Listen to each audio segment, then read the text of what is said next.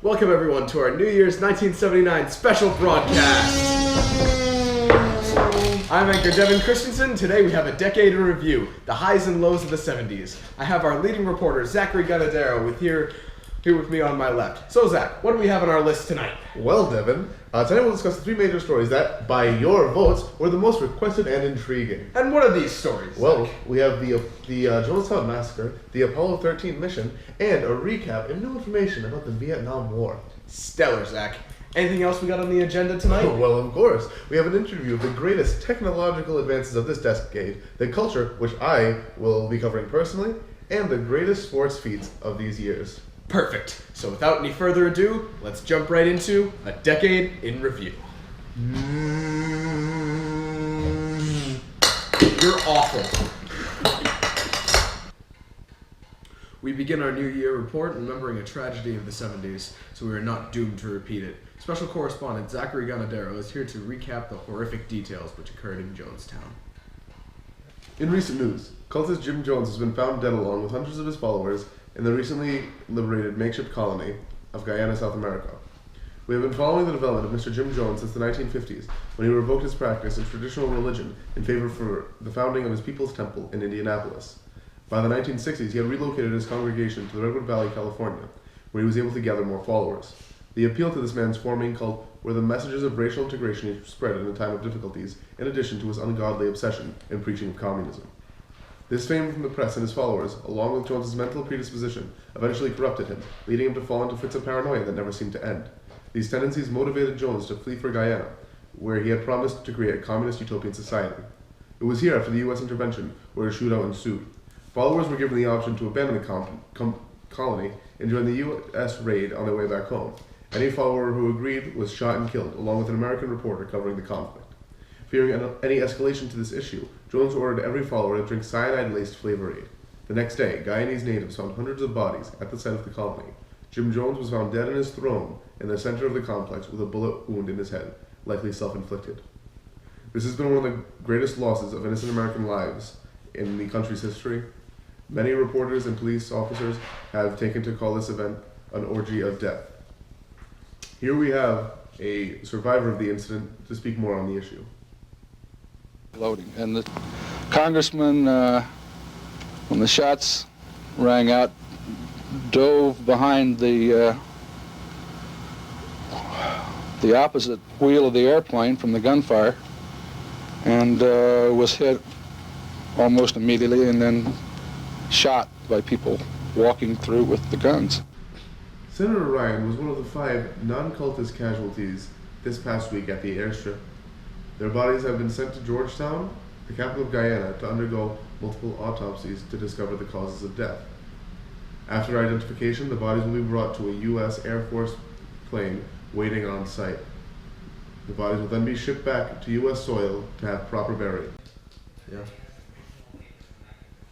I'm sure many of you remember the remarkable advances in space travel in this decade, but not every mission was a scientific success. Apollo 13 was a triumph demonstrating the ingenuity of man and our ability to overcome all challenges. 2:13 Eastern Standard Time from the Kennedy Space Center. The crew included James A. Lovell Jr., Commander, John L. Swigert Jr., Command Module Pilot, and Fred W. Hayes Jr., Lunar Module Pilot. The spacecraft encountered a major accident at 55:53:18 ground elapsed time. A routine storing of the oxygen tanks caused a minor explosion and the loss of cryogenic oxygen tank 2. The crew lost most of their oxygen necessary for the trip, and the gas pushed the spacecraft off course. This also inhibited the craft to maintain and use of electrical energy and to produce water for the crew. The crew was not able to land on the moon, but with help from their sick crewmate and everyone else at ground control, they were able to make it back home. You don't have to be a space freak to know the story of Apollo 13. You know that astronaut Jim Lovell and his crew had to abort his trip to the moon when an oxygen tank exploded 200,000 miles from Earth. You may remember the men had to use their lunar lander's rocket engine to get back onto the proper course for Earth. And you know what would have happened if the astronauts had failed. They would have missed the Earth and died a lonely death in space when their oxygen ran out.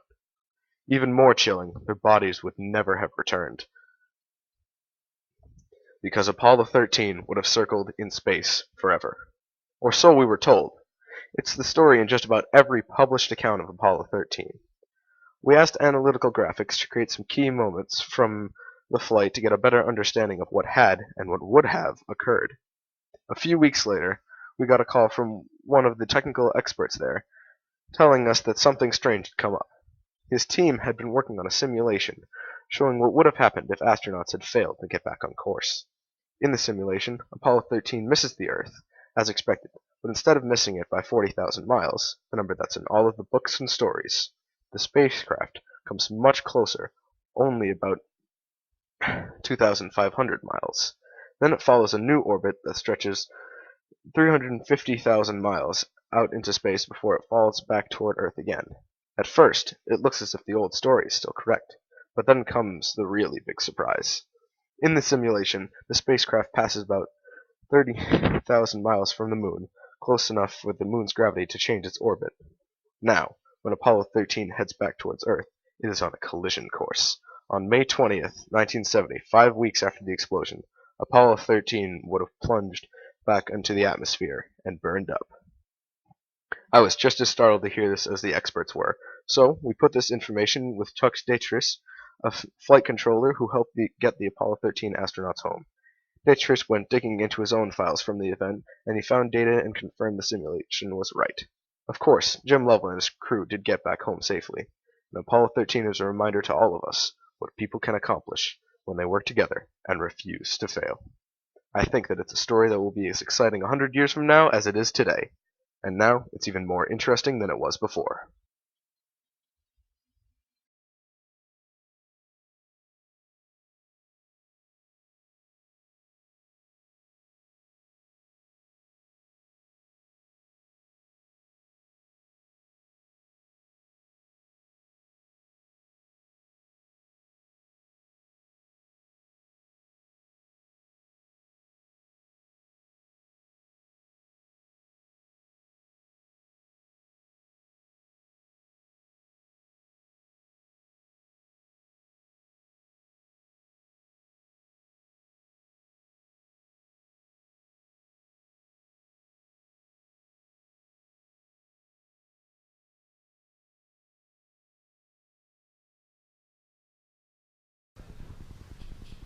And now, we cut to a brief commercial break. Getting tired of playing boring games like Yahtzee?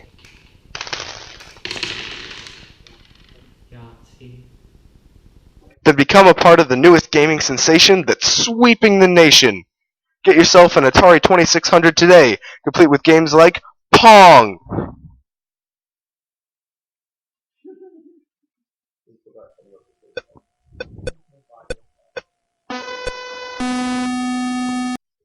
The Atari 2600.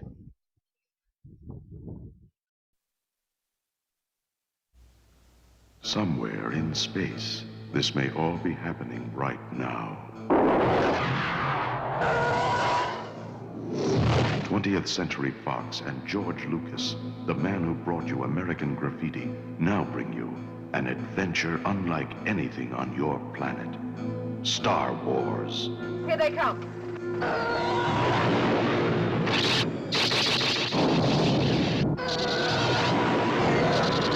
Coming in too fast! The story of a boy, a girl, and a universe.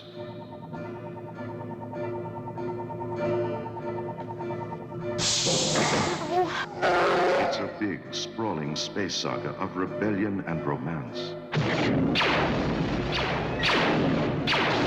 It's a spectacle, light years ahead of its time. I am C-3PO, human cyborg relations, and this is my counterpart, R2-D2. Hello. No sauces, no sauces! It's an epic of heroes.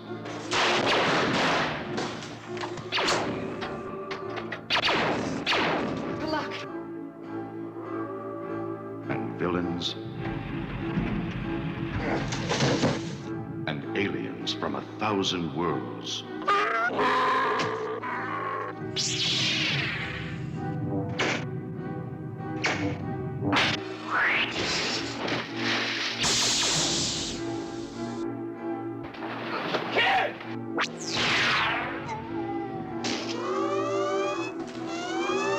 Star Wars, 1 billion years in the making. and it's coming to your galaxy this summer.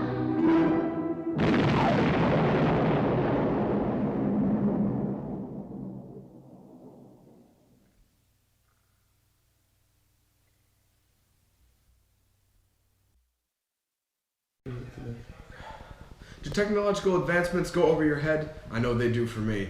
Our resident tech head is here to break down these newfound gizmos so even real men like me can understand it. Ted? Go. Hey there, fellow technomancers. Welcome to the future. It's now. New technology is shaping the world around us, from our daily lives to the progress of our nations. To see this, we're going to have to take a little field trip to our friendly neighborhood airstrip. Come on!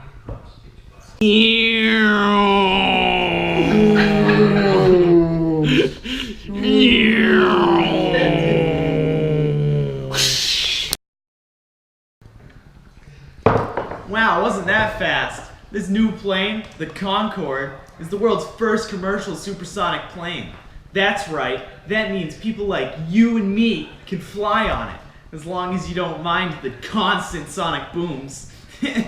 That's right, this plane travels at Mach 2.04. That's 2.04 times the speed of sound, or 694.1916 meters per second.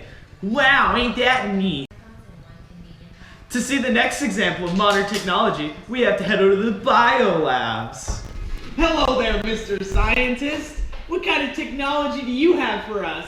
Well, very recently, my research has concluded that you can create a human zygote outside of the human body. I've been researching this for years, but just recently, a very desperate couple has asked me to help them. Here, let me show you what I found.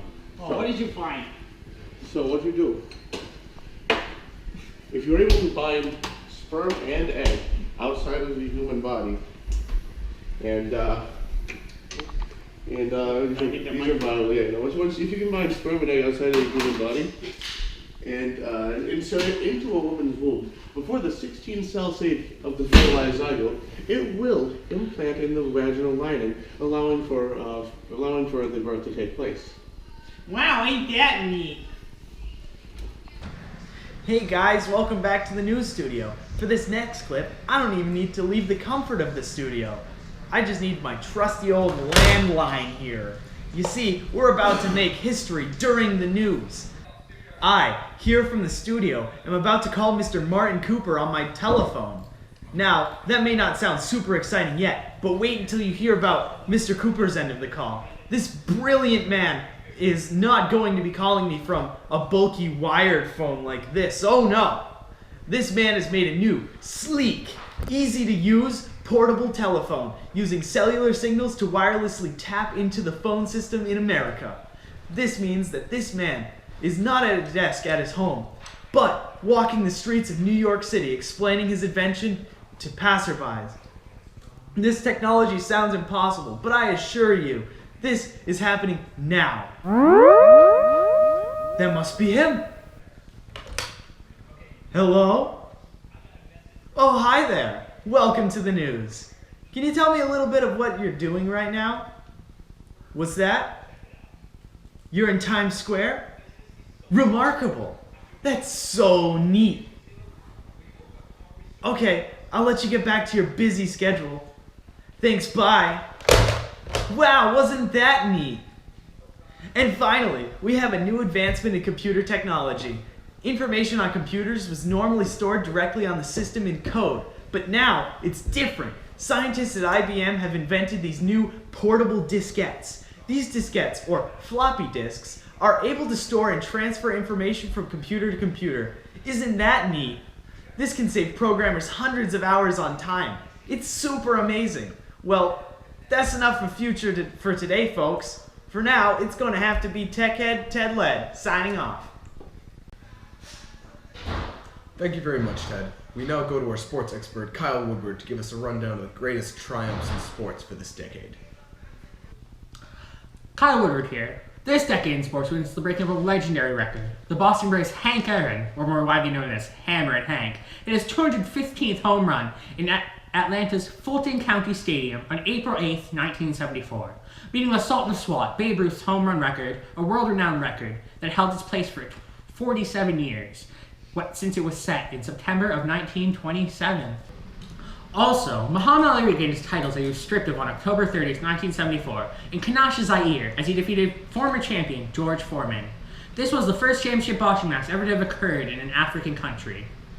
Ali had originally been stripped of his titles after his refusal to join the U.S. Navy, but now the champion has finally taken up his throne again. The 1972 Miami Dolphins season was the team's 7th season and 3rd season of the National Football League. The 1972 Dolphins were the only National Football League team to win the Super Bowl with a perfect season. The undefeated campaign was led by Coach Don Shula and notable players Bob Grease, Ed Morrell, and Larry Fonseca. The 1972 Dolphins went 14-0 in the regular season and won all 3 postseason games, including Super Bowl VII, against the Washington Redskins to finish 17-0. And finally, it seems a major rivalry has developed between Magic Johnson of the Michigan State Spartans and Larry Bird of the Indiana State Sycamores, demonstrating this year's NCAA Division I basketball championship. The Spartans won 75-64, and this game is, as of now, estimated to be the most widely watched basketball game in history, thanks to its 40 million viewers. Nice moves, keep it up. Wow. And now, let's take a look at the culture that shaped us, the celebrities that changed us, and the media that entertained us. Here again is Zachary with a rundown of the entertainment of the 70s. On April 10th, 1970, we witnessed the disbanding of a group that shaped a generation. On that day, Paul McCartney publicly announced he was quitting the Beatles, despite the fact that John Lennon told the group privately he was going to quit in September of 1969. We all mourn the end of the Beatles, although the growth of 4 new musicians will be something special to follow. A few years ago, the 16th of August, 1977, tragedy spread across America as we learned of the death of the very king of rock and roll himself, Mr. Elvis Presley. Ginger Alden, Elvis's girlfriend, witnessed the king's no longer breathing body in his upstairs bathroom at Graceland. Personal doctors were rushed on site to examine the body. It was conclusive after multiple tests that Mr. Presley had died due to a major heart attack. This death came all too soon and is not going to be soon forgotten. New upstart director Steven Spielberg has just released a movie people are calling a box office miracle. Spielberg's Jaws has been booming in theaters across America, making moviegoers everywhere afraid to go in the water. The use of his mechanical mega shark has been jaw-droppingly terrifying. This thriller made an astounding $7 million in its opening weekend. This new director has Americans around the country screaming in excitement. I'm sure I speak for everybody when I say we're eagerly awaiting the next Spielberg feature film. Again, we cut to another word from our sponsors. Look at this guy right here. Don't you wish you could be as cool as he is, jogging along the road, jamming to his favorite tunes? Well, you can! With the new Walkman by Sony, you can tune into your top radio channels as you burn off those calories in style.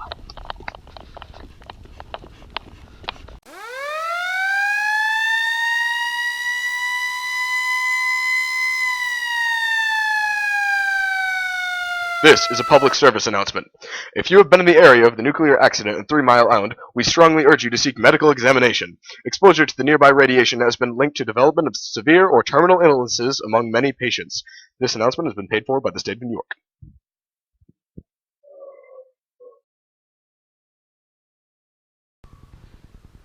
Again, welcome back. We finished today's broadcast with an update of the Vietnam War and a truly chilling story to go along with that. We return to Kyle Woodward with this update. At the beginning of this decade, Nixon, in planning on sending the Vietnam War into Cambodia, called for 150,000 more soldiers to be conscripted to fight. Before this demand, the war with Vietnam had still been slow, with above-average mortality rates for the U.S. While a strong militaristic move, such a drastic change had indescribable harsh effects on the home front.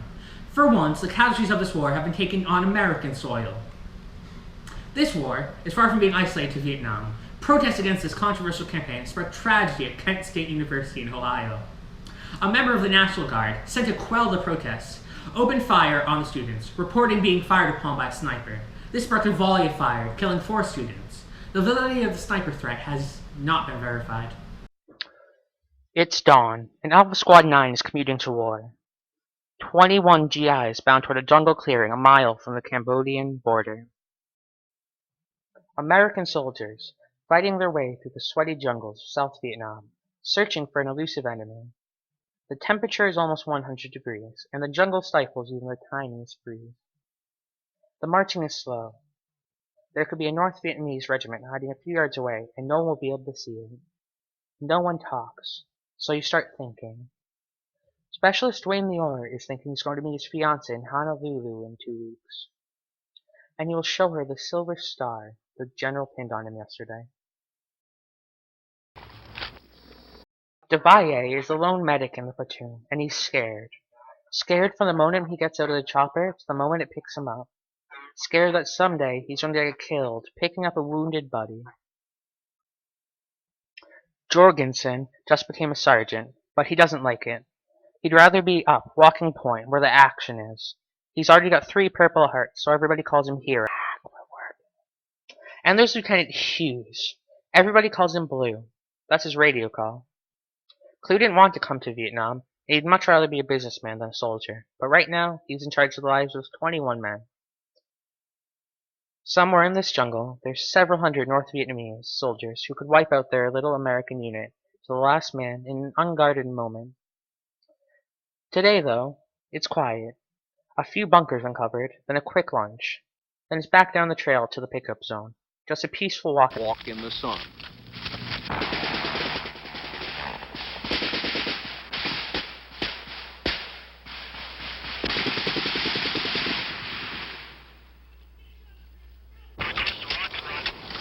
Okay.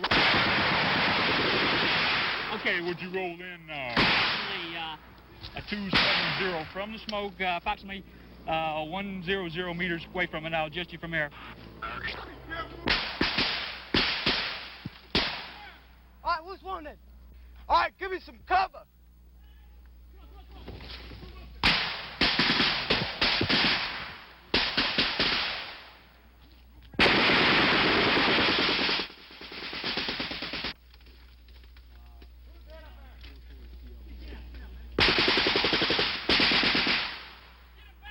Get him back here if you can. Can you move him? Can you move him? Okay, try and bring him back here. Remember to stop the bleeding. And Devalle, the man who survived another rescue mission, brings back his wounded man. Who is it? Who is it? Questions men down the line. Oh Christ, it's Hero, the sergeant who likes to walk point. How bad is it? A couple leg wounds. We were walking down the trail. Perimeter out here. I was walking point, and we noticed a side trail. It was one of the side trails we came down and had more use on it than when we first came down it. So I looked up and spotted it was an NVA. He had a green uniform, had an AK, and it was like a quick draw old thing. I opened up in him, he opened up in me. Yeah, I'm afraid it works that way, but he's lying up there on the trail. Roger that. We haven't taken fire in here yet. I got hit in both legs. Pop smoke, 4-3. Pop a smoke over here. That's about it. Ed? Well, we've got 7 months in country now, 3 Purple Hearts. I don't need a 4th. The enemy soldier who shot Jorgensen cannot be found.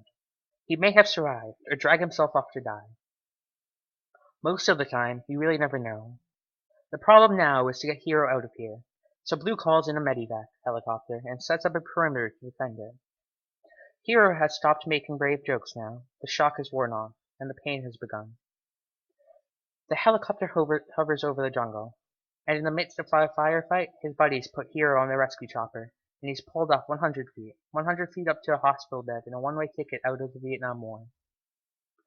And then it's quiet again. Alpha Crew 9, blessed one man, gingerly making its way back through the heat and smell of gunpowder, back to the pickup zone. And now we go on to a story that deals with the Vietnam War but hits more close to home. The Kent State Massacre brought an entirely new front to the war. Not only were innocent Americans being conscripted and dying over in Vietnam, but innocent Americans expressing their free will and freedom of speech are being killed here at home. This truly eye-opening experience was captured on film at Kent State the day of the massacre. We switch over to that footage now to show some of the tragedy happening here at home. And here we have video of Kent State the day of the tragedy. Students, with their passionate protest, take to the hill as soldiers suit up to disperse the crowd. We have witness testimony here. Tear gas first started down the commons, then the guard moved up on both sides of Taylor Hall and forced the kids off the commons. Then one group, I don't know how many there were, 50 maybe, perhaps more, perhaps less, moved down to the practice football field. After you feed them, then what will we do? Will you ask them to leave? They've got grievances, they've got demands. The demands on both sides. We have to talk. And then there were a whole lot of kids around them. A few kids were throwing sticks and stones, but that was only a handful, not more than 10, 15. And then the guard shot some tear gas up on the hill to disperse the crowd, and the kids picked it up and threw it back. File. Start will make a perimeter, a circle, right out in here. From the right, you move out. You start a big circle around here. You don't talk during a state of emergency, Mike. You know that. Look, Come on. I'm sorry, but We'll I don't talk want as people soon as shot. we get this I settled don't want down. people shot on this campus, just as a citizen of this campus. Who wants people All shot? right, but they're sitting quietly. Okay, will you ask them to leave? This area immediately. Leave this area immediately. And all of a sudden I heard the shooting.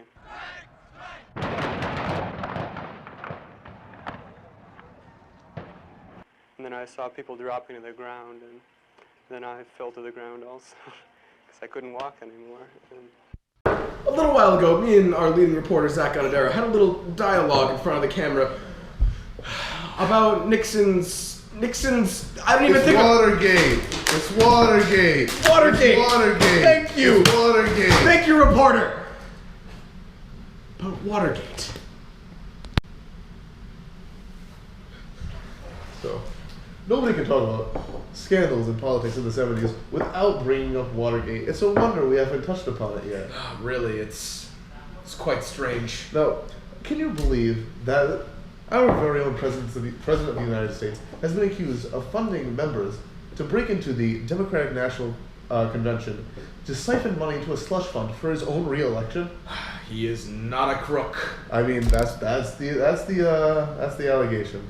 But who knows? All we know is this does go down in history as one of the dirtiest things a president has ever done. It's purely, I can't even think of a word for it. I mean, me neither.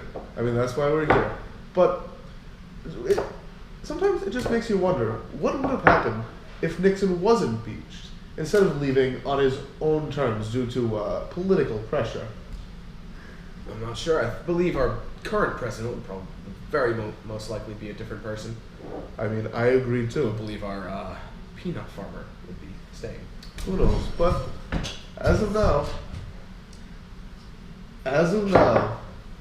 the Watergate scandal is history. Terrible, terrible history.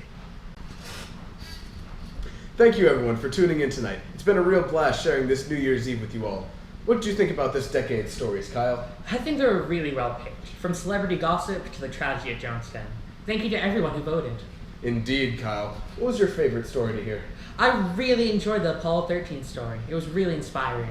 I couldn't agree with you more, Kyle. Well, I believe we're nearing midnight, which means it's about time to sign off so we can all enjoy our own New Year's. It's Devin Christensen and Kyle Woodward of Channel 4 signing off. Thank you for joining us for this, A Decade in Review.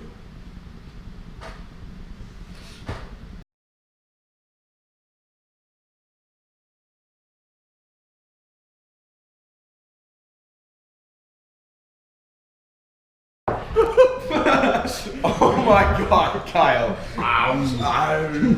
Let's make like an Arnold Schwarzenegger sound when you do it too. Is this, are you actually eating that right now? That's not good for you. Paper, it's wood, it's trees, this is nature. Oh, this is very good. This is nice. Devin, why don't you pose for the camera for me? That's horrible. Dude, your face does not fit that. You gotta get your face in there. Don't sit on me. It's like me in 6th grade.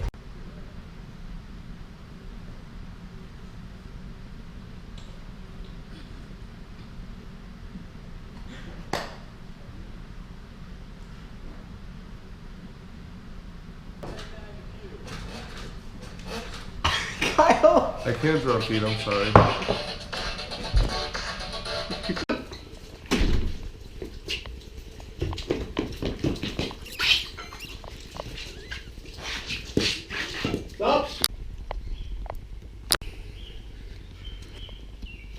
I missed.